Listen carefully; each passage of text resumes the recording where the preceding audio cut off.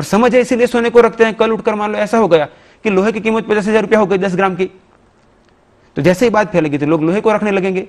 तो मूल्य समझ लिया उन्होंने, मूल्य समझ कर रखते हैं हम। तो ऐसे ही धर्म के हर बातों का, हर प्रतीकों का, हर वैज्ञानिक अभिगम से उसका मूल्य लिया जाए तो निश्चित रूप से युवान और बुजुर्ग, बच्चे सभी उसका उत्तम रीति से पालन करेंगे। वरना अंधश्रद्धा है तो ऐसे ही चलेगी और आगे चलकर युवा पीढ़ी और समझदार लोग इसको विमुख होते चलेंगे कि भाई मरने के बाद दुनिया किसने देखी, खाओ पियो मौज करो, और ऐसे जीवन चल जाता है। मगर लेकिन अभी तो एक ऐसा देखा गया है कि एक तरफ युवा पीढ़ी विमुख भी होती जा रही है, तो दूसरी तरफ वही युवा पीढ़ी जीवन जीने की जो उसके जीवन है उसमें उससे इतना स्ट्रेस बढ़ता जा रहा है कि वो धीरे धीरे तनाव जो बढ़ रहा है उसके कारण वो धीरे धीरे इन धार्मिक रास्तों में जाने का प्रयत्न भी एक तरफ करते आ रहे हैं वो लोग। हाँ, आप जो बिल्कुल ठीक कह रहे हैं। पहले तो जो आपने कहा कि युवा पीढ़ी विमुख हो रही है, तो उसमें मैं कुछ उसमें सहमत भी हूँ, कुछ उसमें सहमत नहीं भी हूँ। क्योंकि मेरे साथ विश्व में अलग अलग देशों से जितने भी वर्ग जुड़े हुए हैं, इसमें मैं अनुमान करता हूँ कि 90% से ज्यादा युवा पीढ़ी है। तो निश्चित रूप से है कि युवा पीढ़ी जुड़ रही है। और दूसरी बात आपने कही कि युवा पीढ़ी जो परिस्थितियों को अनुभूत करके फिर अब धर्म की ओर बढ़ रही है, इसके पीछे भी निश्चित कारण है। आपने एक शब्द सुना होगा, सुख। व्यवहार में प्रयोग करते हैं हम सुख। सुख किसे कहते हैं और सुख के लिए हम क्या प्रयत्न करते हैं? तो जो अनुकूलता है, हम जो सोचते हैं हमारी इच्छा पूरी होती है, या तो हमें अनुकूलता मिलती है तो हम उसको सुख मानते हैं, और प्रतिकूलता मिलती है या तो अपनी इच्छाओं से विपरीत होने लगता है तो हम उसको दुख मानते हैं। ज्यादातर ये पूरे 100% डेफिनेशन उसको नहीं कही जा सकती, मगर थोड़े शब्दों में।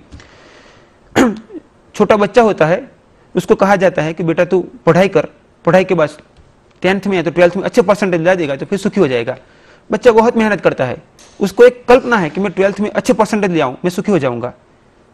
12th के बाद उसको पता चलता है कि तुझे अभी अच्छी कॉलेज में एडमिशन लेना होगा, तो फिर उसकी फाइल लेकर भागा भागी होती है। वो सोचता है कि अच्छी कॉलेज में एडमिशन मिल जाए तो मैं सुखी हो जाऊंगा।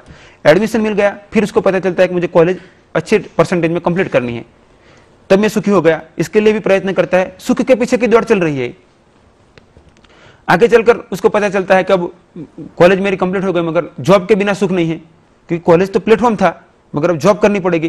तो जॉब के लिए प्रयत्न करता है, सोचता है कि जॉब मिल जाएगी तो मैं सुखी हो गया। जब जॉब मिल गई तो पता चलता है कि नहीं, अभी कुछ बाकी रहा है। वो भी कुछ ऐसा फील करता है, और उसके रिलेटिव्स वगैरह कहते हुए शादी कर ले, कब तक ऐसा अकेला रहेगा। फिर वो सोचता है कि शादी करने के बाद सुखी हो गया, वो शादी कर लेता है। शादी के बाद सोचता है कब 1-2 बच्चे हो तो फिर सुखी हो गए। यदि उम्र बढ़ने के साथ यदि बच्चे नहीं है तो भी परेशानी दिखाई पड़ती है। जब बच्चे पैदा हो गए तभी फिर आगे चलकर दिखता है कि बच्चे पढ़ नहीं रहे तो परेशान है, मतलब सुख तो मिला नहीं, सुख के पीछे वो दौड़ता रहा। जब बच्चे बड़े हो गए तो सोचता है कब शादी हो जाए तो फिर मैं सुखी हो गया। बच्चों की शादी भी हो गई। आगे एक और परिस्थिति आती है, बच्चों की शादी हो गई, उसने सोचा था कि मैं सुखी हो जाऊंगा, और तब पता चलता है किसी को प्यार में दिक्कत है, तो किसी को कमर की दिक्कत है, किसी को डायबिटीज है, तो किसी को ब्लड प्रेशर है। मतलब सुख की दौड़ चल रही थी, मगर आखिर ऐसे करते करते व्यक्ति परेशान होकर शरीर छोड़ देता है, मगर सुख तो दूर ही रह जाता है।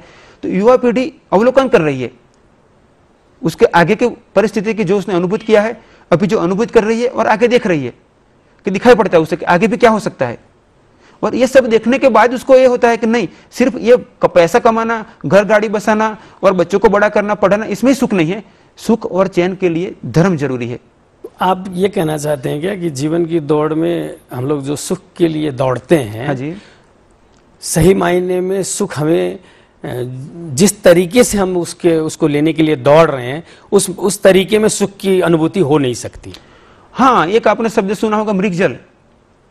मृगजल शब्द, तो मृगजल किसे कहते हैं कि जहां जल नहीं है मगर जल की कल्पना है कि वहां पर जल है, ऐसा मान लेना, वो मृगजल हुआ। कि मृग ऐसा मान लेता है कि दूर कहीं रेत के अंदर की कोई जगह पर जल भरा हुआ है, और ऐसा मानकर वो दौड़कर वहां पहुंचता है, तो वो जगह पर जो उसको पहले दिखाई पड़ा था, अनुमान था, आभास था, उसको मृगजल कहते हैं। एक बार एक मृग रेत के रन में खड़ा था, उसको बहुत प्यास लगी थी।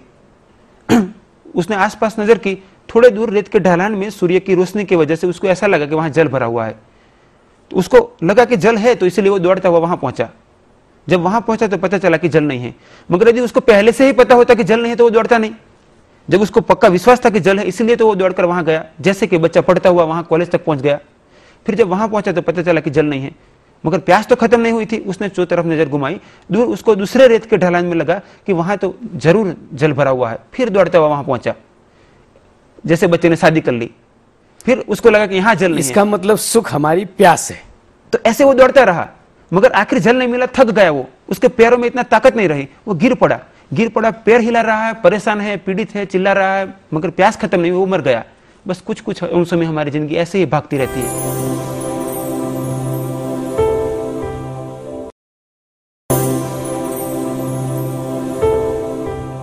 आदमी को जीने के लिए तो कमाना भी जरूरी है, और जो ये आप गृहस्थ जीवन की जो बात कर रहे हो, ये भी चीज जरूरी है, दोनों ही जरूरी है। तो साथ साथ में धर्म को भी चलाया जा सकता है। हाँ, धर्म मतलब ये नहीं कि आप घर छोड़कर भाग जाओ, धर्म मतलब ये नहीं कि आप बिजनेस छोड़ दो या तो पति पत्नी बच्चों को छोड़ दो।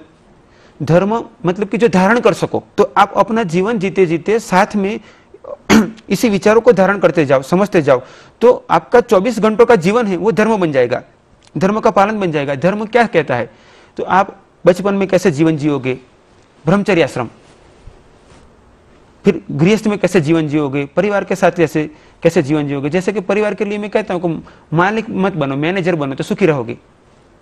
अब ये मालिक मत बनो और मैनेजर बनो मतलब क्या है कि हम जिंदगी में प्रयत्न करते हैं कि चीजों पर, जमीन पर, व्यक्ति पर, व्यवस्था पर अपनी मालिकी करने का, मगर ये सारा संसार ईश्वर की मालिकी का है। हम उसके कुछ पलों के लिए मैनेजर बन सकते हैं, और जब आप किसी मकान में रहने के लिए गए हो, कुछ वक्त रहकर चले जाना है, तो आपके मन में भाव ही है कि मैं 2 घंटे 4 घंटे 2 दिन 4 दिन के लिए हूं। एक बार कहीं भूकंप आ गया, 2 फैक्ट्रियां पास पास में थी, एक फैक्ट्री में उसके मालिक खुद बैठते थे और एक फैक्ट्री में उसके मालिक ने मैनेजर को रख रखा था। भूकंप आ गया तो दोनों फैक्ट्रियों की बिल्डिंग कुछ उसमें गिर गए, तो एक व्यक्ति बाहर खड़ा खड़ा रो रहा है और एक व्यक्ति फोन पर दूसरी कंपनी वाले से बात कर रहा है। आप समझ सकते हो, जो मालिक था वो रो रहा है और जो मैनेजर था वो बात कर रहा है कि आपकी कंपनी में नौकरी मिल सकती है। तो हम जिंदगी के मालिक बनने का प्रयत्न करते हैं, इसलिए बार बार रोते हैं।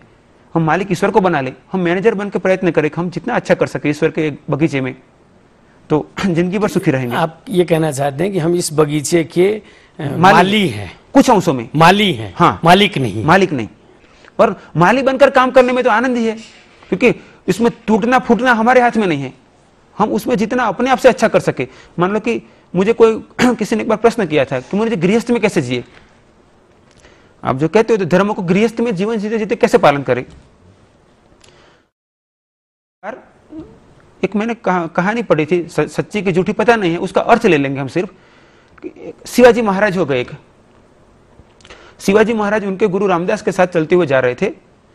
उन्होंने रामदास को बताया कि गुरुजी, ये काफी लोगों को खाने पीने की व्यवस्था मैंने की है, अकाल पड़ा हुआ है, तो सबको खाने का व्यवस्था इंतजाम किया है मैंने, तो ये काम दिया हुआ है। तो रामदास कुछ बोले नहीं, वो योगी पुरुष थे, कुछ आगे गए। फिर उन्होंने कहा कि बेटा वो पत्थर तुड़वा दो एक। तो उन्होंने पत्थर तुड़वाया, तो इसमें कुछ पानी भरा हुआ था, मेढक बैठा हुआ था। उन्होंने कहा कि बेटा ये व्यवस्था तू करता है? तो उन्होंने एकदम समझ में आ गया कि मैं क्या कह रहा था। तो उन्होंने कहा गुरुजी मेरी गलती हो गई। तो मतलब पूरा संसार चींटी से लेकर हाथी तक सबको खाना मिल रहा है, हम अपनी व्यवस्था करते हैं, मगर ये पशु पक्षी कोई एफडी तो करते नहीं है, न कोई बैंक में डिपॉजिट करते हैं कि न इकट्ठा करके अनाज कहीं पर गोडाउन में भर रखते हैं, फिर भी इतने पशु पक्षी जी रहे हैं, मतलब कि कुदरत उनका भी जीवन चला रही है। तो हम मानव है, समझदार है,